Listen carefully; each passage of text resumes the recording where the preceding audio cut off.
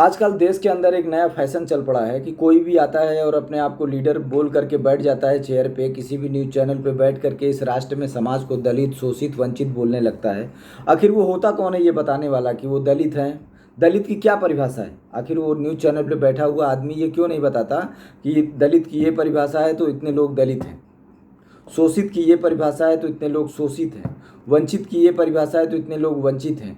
कोई भी व्यक्ति इस राष्ट्र के अंदर, इस बात को आप सदैव याद रखिए कि जब तक इस राष्ट्र में लुटेरे नहीं आए थे, इस राष्ट्र के अंदर कोई भी व्यक्ति दलित, शोषित और वंचित नहीं था। ये शब्द इस सभ्यता के ऊपर एक कलंक की तरह हैं। इस सभ्यता के ऊपर इन शब्दों का इस्तेमाल ना करें, पब्लिक कतई इन शब्दों का इस्तेमाल ना करें। बहुत ज़्यादा ज़रूरी है कि पब्लिक स्वयं इस बात का विरोध करे कि उनको कोई दलित, शोषित, वंचित ना बुलाए। उनको दलित, शोषित, वंचित बुलाना इस राष्ट्र का अपमान है, उन लोगों का अपमान है, उनके सम्मान के ऊपर ये एक तरीके का प्रश्न चिन्ह उठाना हो गया कि कोई आदमी दलित है, शोषित है, वंचित है। कैसे शोषित है?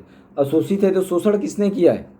अगर वो शोषित है तो शोषण किसी ने किया रहेगा, तो जिसने शोषण किया है उसको दंड क्यों नहीं दिया गया? तो इसका क्या मतलब है कि ये बात बताने वाला क्या आपराधिक प्रवृत्ति के लोगों के साथ है? इसका मतलब क्या इस सभ्यता में आपराधिक प्रवृत्ति के लोग हुए? और ये वो सभ्यता है जिसने सर्वे भवन्तु सुखिनः का एक मंत्र दिया।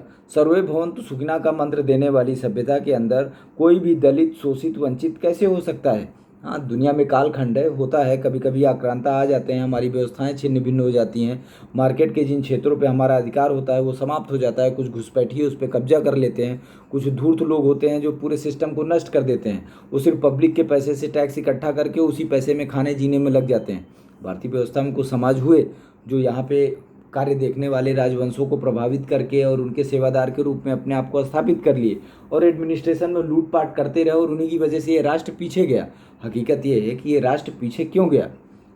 इस राष्ट्र के पीछे जाने की सबसे बड़ी वजह ये थे कि जो कुछ घुसपैठिए थे उन्होंने राज परिवारों को कन्फ्यूज़ कर दिया, सेवाभावी बन के और मतलब ज़रूरत से ज़्यादा चापलूसी करके, और वो यहाँ के एडमिनिस्ट्रेशन सिस्टम पे हावी हो गए। उनको कुछ लेना देना नहीं था, उनको कुछ आता नहीं था, उनको इस मिट्टी से कुछ मतलब नहीं था, उनको इस सभ्यता से कोई प्रेम नहीं था, उनको किसी भी विकास से कोई मतलब नहीं था। उनका वही विकास था कि जो खजाने में धन है उसमें झोल करके अपने जेब में रख लेना है, जो बाहर का धन है उसको लूट करके अपने जेब में रख लेना है, जो लोगों के पास है उसको लूट लेना है किसी नाम पर, और वही इस राष्ट्र के पतन का कारण बने। उन्हीं के कारण ये बुराइयाँ आई। वही लोग स्लीपर सेल के तौर पे विदेशी आक्रांताओं के लिए भी काम किए।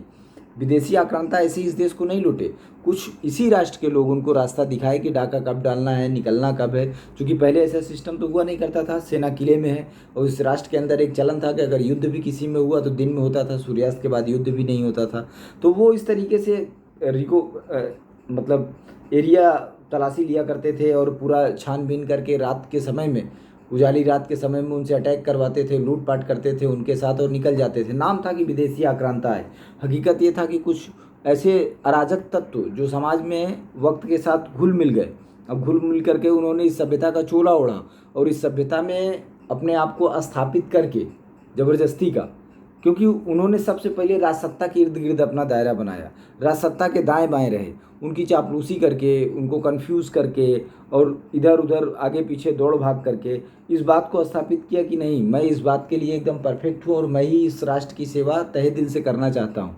और उनका तो मानसिक विचार, चूँकि राक्षस की एक प्रवृत्ति होती है, छल दंभ द्वेष पाखंड झूठ, तो जो मानवीय आचरण में रहने वाले लोग हैं, अगर उसमें कभी राक्षसी आचरण का व्यक्ति आ जाता है तो पहले झटके में उसके ऊपर हावी हो जाता है।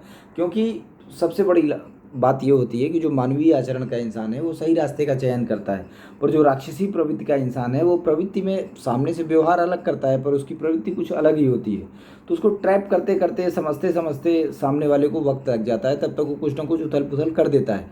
उसी उथल पुथल और ऐसी मानसिकता के लोगों का ही नतीजा है इस राष्ट्र के अंदर मुगलों का आना, इस राष्ट्र के अंदर हुणों का आना, इस राष्ट्र के अंदर अंग्रेज़ों का आना, अंग्रेज़ों का स्थापित होना।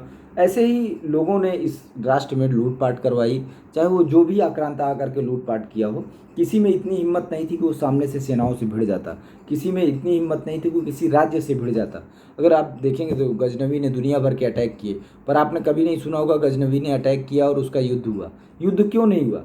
क्योंकि कुछ लोग थे, कुछ लोग जो इस तरीके से, जो स्वयं जिनके खुद के पूर्वज लिखते हैं, अपने किताबों में लिखते हैं कि हाँ वो इस देश से आए, उस देश से आए, वो इस देश के नागरिक नहीं हैं। वो अपने आप को श्रेष्ठ बताने के चक्कर में ये बोलते हैं कि हम लोग इस देश देश से आए और हमने यहाँ सभ्यता दे दी।